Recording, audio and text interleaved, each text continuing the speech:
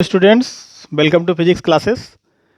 Waves and oscillation chapter से आज हम सिंपल हार्मोनिक मोशन, जिसमें हम इसके इंट्रोडक्शन अर्थात आवर्ती गति, दोलनी गति, सरल आवर्त गति एक समान वृत्तीय गति के प्रक्षेप के रूप में, सरल आवर्त गति का विस्थापन समीकरण, समय विस्थापन वक्र और इससे संबंधित कुछ परिभाषाएं जैसे आयाम, आवर्तकाल, आवृत्ति, कला के बारे में आज जानेंगे। आवर्ती गति पीरियाडिक मोशन क्या होता है? जब कोई वस्तु एक निश्चित समय अंतराल के पश्चात एक निश्चित पथ पर बार बार अपनी गति को दोहराती है, रिपीटेड इट्स पाथ, अपने पथ को जो है बार बार दोहराती है, तो वस्तु की गति आवर्ती गति कहलाती है। आवर्ती पीरियाडिक मतलब एक निश्चित समय अंतराल के बाद अपने पथ को वह दोहराती है। जैसे चंद्रमा की पृथ्वी के चारों ओर परिक्रमण गति, जिसका कि आवर्तकाल 27.3 दिन होता है, अर्थात ये मून जो है अर्थ के चारों तरफ जो चक्कर लगाता है तो 27.3 दिन में एक चक्कर लगाता है, और फिर इसी तरह से अगला भी जो है 27.3 दिन में चक्कर लगाता है। पृथ्वी का सूर्य के चारों ओर परिक्रमण, पृथ्वी सूर्य के चारों ओर घूमती है, यह भी एक परिक्रमण काल 365 सही 1/4 दिन में पूरा करती है। तो यह एक निश्चित समय अंतराल के पश्चात अपने गति को बार बार दोहराते हैं, इसलिए इनकी गति आवर्ती गति है। ठीक इसी तरह से हम अपने घर में देखें, जो भी घड़ी लगी हुई है, अब इस घड़ी में जैसे आप देखें, ये सेकंड की सुई है, ये आवर की है और ये मिनट की है। तो यह सेकंड वाली सुई एक चक्कर 60 सेकंड में लगाएगी, मिनट वाली सुई एक चक्कर 60 मिनट में लगाएगी, और घंटे वाली सुई 12 घंटे में एक चक्कर लगाएगी। तो यह एक निश्चित समय अंतराल के पश्चात अपने गति को दोहराएंगे, इसलिए इनकी गति कौन सी गति होगी? आवर्ती गति होगी, यानी पीरियाडिक मोशन होगा। दोलनी गति ऑक्सिलेटरी मोशन, जब कोई वस्तु एक निश्चित पथ पर एक निश्चित बिंदु के इधर उधर गति करता है, टू एंड फ्रो मोशन, और अपने पथ को निश्चित समय अंतराल में अपनी गति को दोहराता है, तो वस्तु की गति दोलनी गति कहलाती है। जैसे सरल लोलक के गोलक की गति, जैसे ये सरल लोलक है, इसे अगर हम डिस्प्लेस करके छोड़ दें तो यह इसकी जो माध्य स्थिति है, इसके टू एंड फ्रो इधर उधर यह गति करता है। तो इस तरह से इसकी गति जो है यह कौन सी गति होगी? दोलनी गति होगी, ऑक्सिलेटरी मोशन होगा। इसी प्रकार स्प्रिंग से लटके हुए किसी द्रव्यमान को अगर नीचे खींच करके और छोड़ दिया जाए तो यह भी ऊपर नीचे मीन पोजीशन के टू एंड फ्रो जो है ऑक्सिलेट करने लगता है। तो स्प्रिंग से जुड़े पिंड की गति अगर उस पर पिंड पर नीचे की तरफ खींच दिया गया या उस पर कोई बाह्य बल लगा दिया गया तो इसकी भी गति दोलनी गति होगी, यानी ऑक्सिलेटरी मोशन होगा। अब सरल आवर्त गति कहते किसे हैं? तो जब कोई वस्तु अपनी साम्य स्थिति के दोनों ओर एक सरल रेखा में इस प्रकार दोलनी गति करे कि उस पर कार्यरत बल वस्तु में हुए विस्थापन के अनुक्रमानुपाती हो। कार्यरत बल वस्तु में हुए विस्थापन के अनुक्रमानुपाती, यानी बल जो है विस्थापन के अनुक्रमानुपाती हो, यानी बल बढ़ेगा तो विस्थापन बढ़ेगा, तथा सदैव साम्य स्थिति की ओर दिष्ट हो, तो वस्तु की गति सरल आवर्त गति कहलाती है।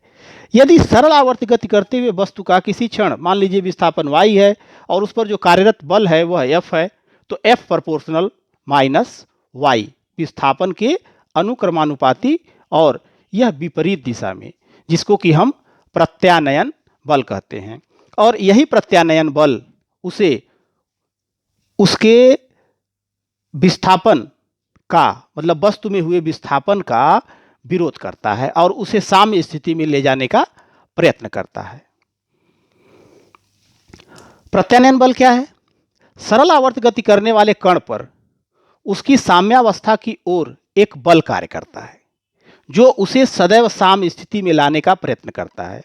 इस बल को प्रत्यानयन बल कहते हैं। तो प्रत्यानयन बल प्रोपोर्शनल माइनस विस्थापन, यानी F प्रोपोर्शनल माइनस वाई, और जब प्रोपोर्शनल का साइन हटेगा तो एक कांस्टेंट आएगा K, तो F इक्वल्स टू माइनस के वाई, और जहां पर ये जो K है यह बल स्थिरांक कहलाता है, फोर्स कांस्टेंट कहलाता है। और यह उस वस्तु पर लगने वाले प्रत्यानयन बल और विस्थापन पर निर्भर करेगा। रेखीय सरल आवर्त गति के लिए प्रतिबंध, कुछ प्रतिबंध हैं या आवश्यक शर्तें हैं कि अगर ऐसा होगा तभी रेखीय सरल आवर्त गति होगी। तो यह आवश्यक प्रतिबंध या शर्तें क्या हैं? किसी कण की सरलावर्त गति के लिए निम्नलिखित 3 प्रतिबंध या शर्तें हैं। पहली शर्त, कण की गति सदैव साम्य स्थिति के इधर उधर सीधी रेखा में होनी चाहिए। कण की गति सदैव साम्य स्थिति में, माने माध्य स्थिति के इधर उधर सीधी रेखा में होनी चाहिए। कण पर कार्यरत करने वाला प्रत्यानयन बल या त्वरण, बल और त्वरण इसलिए कि बल F और त्वरण, तो बल equals to F equal to ma होता है, तो मास नियत होगा, इसलिए हम त्वरण को भी लेकर के चलते हैं। तो कण पर कार्य करने वाला प्रत्यानयन बल या त्वरण सदैव कण के विस्थापन के अनुक्रमानुपाती होना चाहिए। तीसरी शर्त है कि प्रत्यानयन बल या त्वरण की दिशा सदैव साम्य स्थिति की ओर होनी चाहिए। तो अगर गति के दौरान, किसी कण की दोलनी गति के दौरान अगर यह तीनों स्थितियां या तीनों शर्तें या प्रतिबंध अगर फॉलो होते हैं या इनके पालन किए जाते हैं, तो उस दोलनी गति या वह दोलनी गति रेखीय सरल आवर्त गति होगी।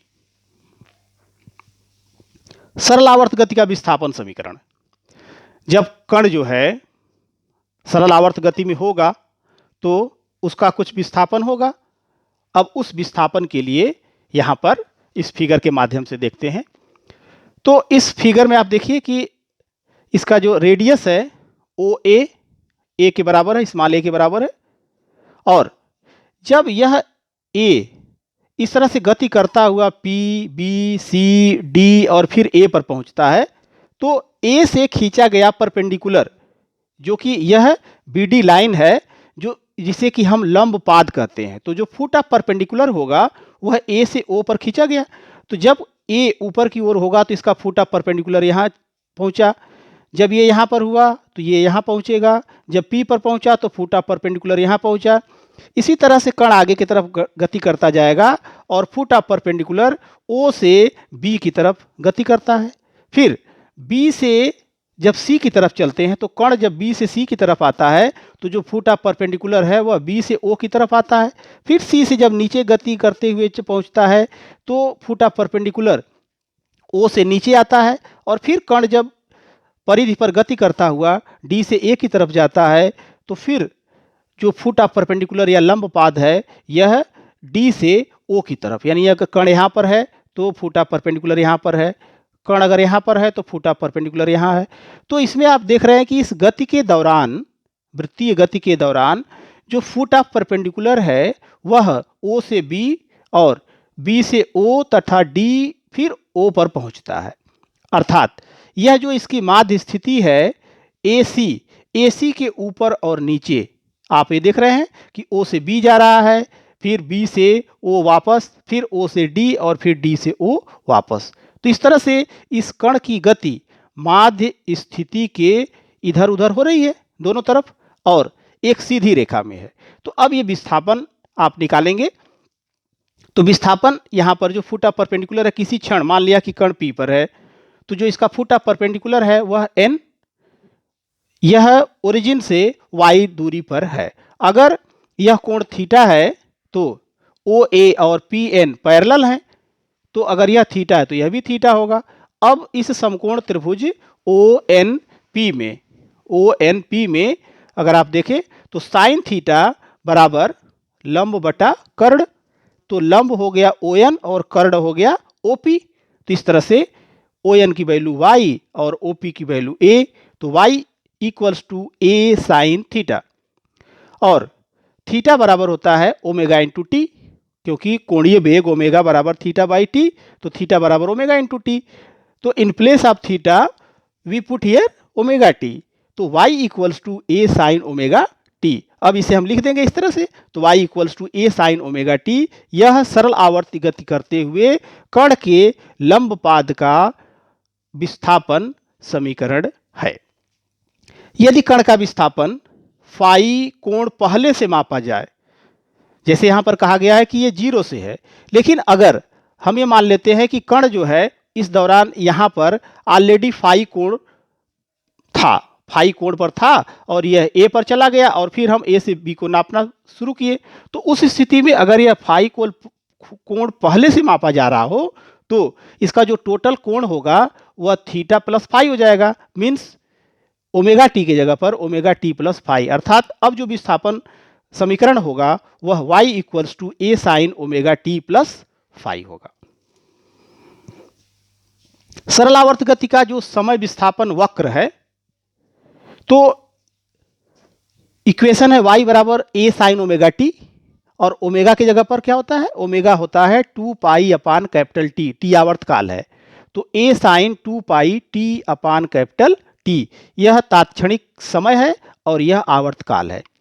हम इसे कोण के टर्म में भी देख सकते हैं, तो ओमेगा टी थीटा है, तो इसलिए यहां पर मैंने थीटा और टी दोनों के टर्म में दिखाया है।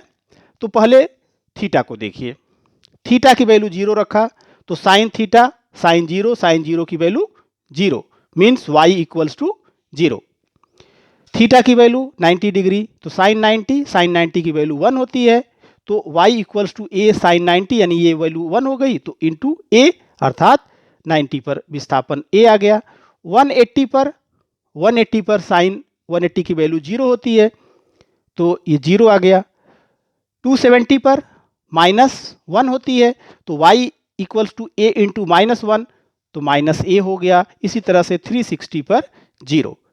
अब अगर हम समय के टर्म में देखें, तो स्मॉल टी की वैल्यू 0 रखेंगे, तो ये हो गया टोटल 0, साइन 0 की वैल्यू 0, अर्थात ये 0 आ गया। टी बाई फोर, तो स्मॉल टी की जगह पर हम रखेंगे टी बाई 4, तो टी बाई 4 जब आप रखेंगे तो 2 से 2 ये कट गया, टी से टी कट गया, तो यहाँ मिलेगा पाई बाई 2 का मतलब 90 डिग्री, अर्थात ए आ जाएगा। इसी तरह से टी बाई 2, तो जब टी बाई 2 रखेंगे तो यहाँ पर साइन पाई मिलेगा, साइन पाई की वैल्यू 0, अर्थात y की वैल्यू 0। और 270 रखेंगे तो 270 की जगह पे 3t/4, तो 3t/4 रखेंगे तो फिर जो है वैल्यू आपकी मिल जाएगी 3π/2, 3π/2, और 3π/2 को आप पाई प्लस π/2 लिखेंगे, तो इस तरह से उसकी वैल्यू हो जाएगी -1, that is y equals to -a। और फिर कैपिटल टी यहाँ पे रखेंगे तो ये जो है 2π हो जाएगा, 2π हो जाएगा, साइन 2π की वैल्यू 0, अर्थात y इक्वल्स टू 0। तो अब इसे हम समय और विस्थापन को एक अरेंज वे में दर्शा देते हैं। तो ये देखिए, ये समय है और इधर विस्थापन है, यह इसकी ओरिजिन O ये अक्ष है। अब देखिए t/4 पर क्या है, विस्थापन अधिकतम है, t/2 पर 0 है, 3t/4 माइनस है, तो ये माइनस नीचे की तरफ हो गया, फिर t पर 0 है, और यही प्रक्रिया दोहराई जाती है। तो इस तरह से यह विस्थापन और समय का वक्र है। अब इसमें जो है कुछ परिभाषाएं हैं, जैसे आयाम किसे कहेंगे, तो सरल आवर्त गति करते हुए कण का उसकी माध्य स्थिति से किसी एक ओर जितना अधिकतम विस्थापन होता है उसे सरल आवर्त गति का आयाम कहते हैं। जैसे कि अगर हम इस फिगर की बात करें, तो इस फिगर में आप देख रहे हैं कि कण जो है अधिकतम यह 0 से लेकर के और a तक जा रहा है, तो यहाँ से लेकर के और यहाँ तक की जो दूरी है, इस दूरी को हम इसका आयाम कहते हैं। अब इसी तरह से इस कण की जो है आवर्तकाल क्या होगा, तो O से यह गति करते हुए ये टी, एक चक्कर यहाँ पूरा हुआ, तो यहाँ ओ से ले करके और यहाँ तक पहुँचने में, यानी एक चक्कर पूरा करने में जितना समय लगता है उसे उसका आवर्त काल कहते हैं, उसका आवर्त काल कहते हैं। ठीक इसी तरह से 1 सेकंड में यह जितने दोलन पूरा करता है वह उसकी आवृत्ति कही जाती है, जिसे n या न्यू या f से प्रदर्शित करते हैं। ठीक इसी तरह से इसकी कला, ये आवृत्ति सरलावर्त गति करते हुए कण द्वारा 1 सेकंड में पूर्ण किए गए दोलनों की संख्या को उसकी आवृत्ति कहते हैं। n बराबर 1/t या ओमेगा अपान 2 पाई, क्योंकि t की वैल्यू 2 पाई अपान ओमेगा होती है। कला फेज क्या होता है? सरल आवर्त गति करते हुए कण का विस्थापन तथा उसकी गति की दिशा, ध्यान दीजिएगा, कण का विस्थापन डिस्प्लेसमेंट तथा उसकी गति की दिशा जिस राशि पर निर्भर करती है कण के कंपन की कला कहलाती है। कला को जो है कोण थीटा या उसके आवर्तकाल टी के पदों में व्यक्त किया जाता है। तो जैसे अभी ऊपर वाले इक्वेशन में लिखा गया था विस्थापन समीकरण y बराबर a sine omega t plus phi, तो वह फाई जो कोण है वह उसका कला है, मतलब उतने कला से वह जो है पीछे था या फिर आगे था, यह दर्शाया जाता है। सरल आवर्त गति में वेग, वेग क्या होगा? जब कोई कण गति कर रहा है तो उसका कुछ वेग भी होगा, तो वेग क्या होगा? तो सरल आवर्त गति करते हुए कण का जो विस्थापन है y equals to a sine omega T, और आपने पहले से पढ़ा है कि अगर डिस्टेंस है तो उसका dy बाई डी टी कर दे तो क्या मिल जाता है? वेलोसिटी। तो t के सापेक्ष इसको अवकलन कर दीजिए, तो dy बाई डी टी, तो इधर हो जाएगा d upon d t a sine omega T.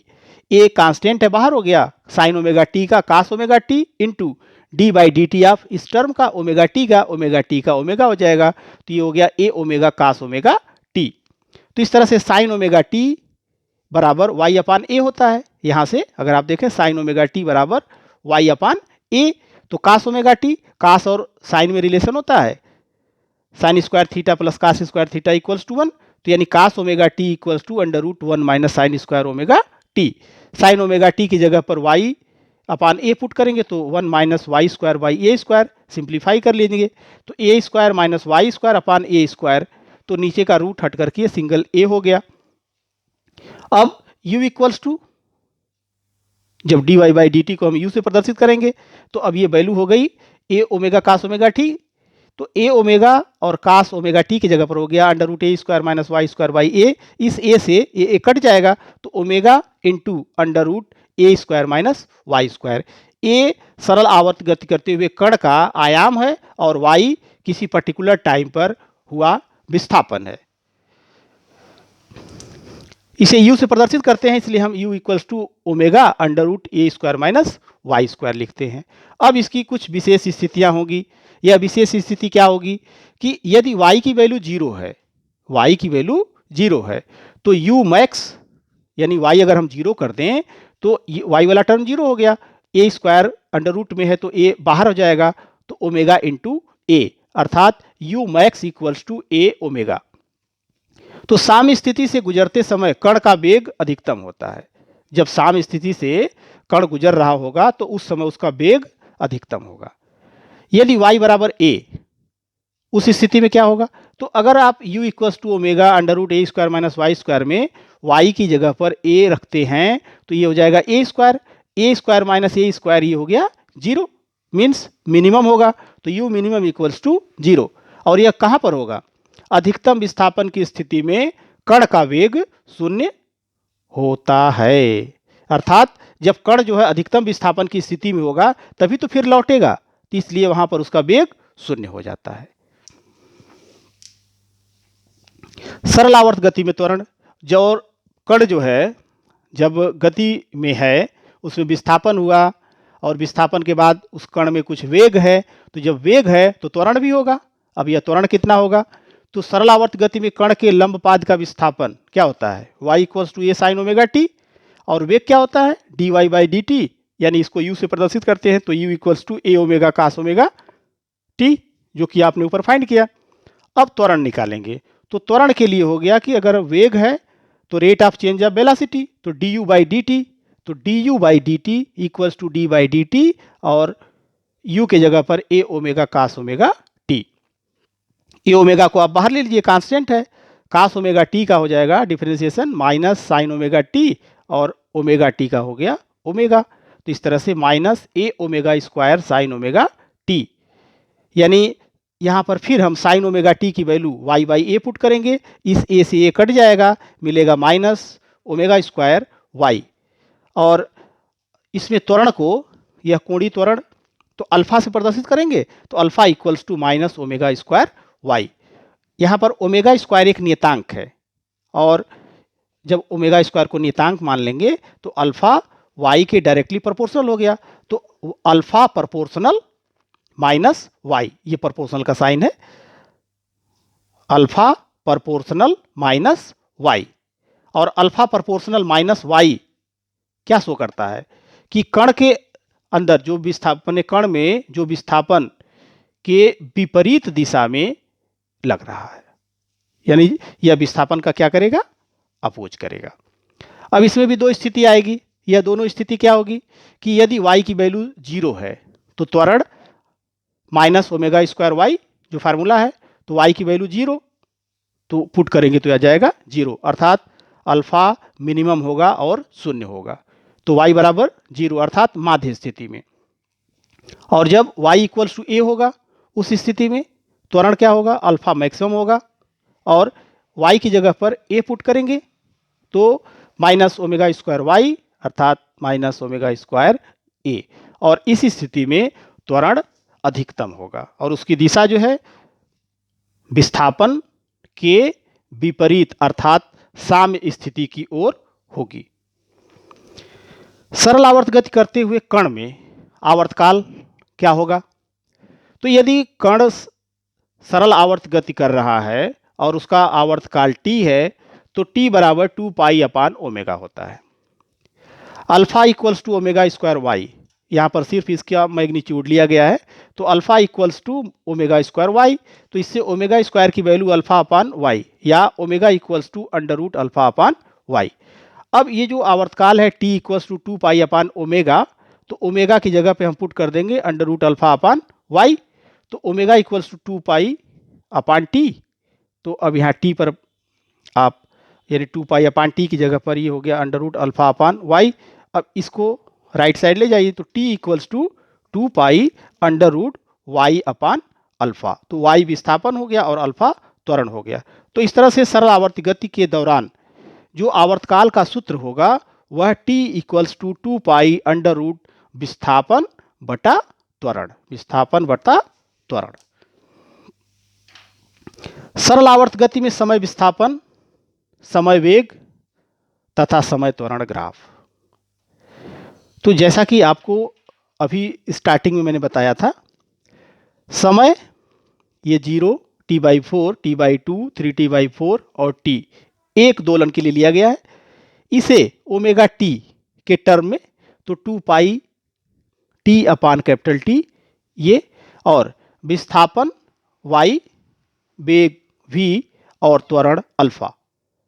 और जो सूत्र है y equals to a sine omega t, वेग के लिए u equals to minus omega under root A square minus y square, और त्वरण के लिए alpha equals to minus omega square y, ये वैल्यू हम इसमें पुट करेंगे। तो जब ये t की वैल्यू या थीटा की वैल्यू पुट करेंगे तो ये विस्थापन 0, वेग ए ओमेगा, त्वरण 0, t/4 पर विस्थापन a, वेग 0 और त्वरण माइनस ओमेगा स्क्वायर a, और ठीक इसी तरह से t/2 3t/4 और t पर ये वैल्यू मिल गई जिसे कि इस ग्राफ में दर्शाना है। तो जब ग्राफ में दर्शाना है तो ग्राफ जो है इस तरह का आपको मिलेगा। ये देखिए, पहला जो ऊपर का है यह विस्थापन के लिए है, दूसरा जो है वह वेग के लिए है, तीसरा जो है वह त्वरण के लिए है, और जो विस्थापन है y equals to a sine omega t, इसमें पुट करने पर ये आपको मिलेगा जो कि आप पहले देख चुके हैं। वेग v equals to A omega cos omega T या omega equals to under root A square minus y square, तो जैसा कि आपको 0 जैसे हम अगर एक यहाँ पर वैल्यू लेकर के रखें तो y की वैल्यू हम 0 रखते हैं, तो y की वैल्यू जब 0 है तो ओमेगा ए होगा, ओमेगा ए ये देखिए यहाँ पर आ गया। इसी तरह से यहाँ पर हम इसकी वैल्यू देखेंगे, तो यहाँ पर जब देखेंगे तो ये वैल्यू आएगी t/4 पर, तो t/4 पर इसकी वैल्यू 0 आ जाएगी। फिर यहाँ पर ये देख रहे होंगे कि यह 90 डिग्री, 90 डिग्री का मतलब कि ये t/2 पर जो है यहाँ पर y की वैल्यू क्या होगी, अधिकतम है।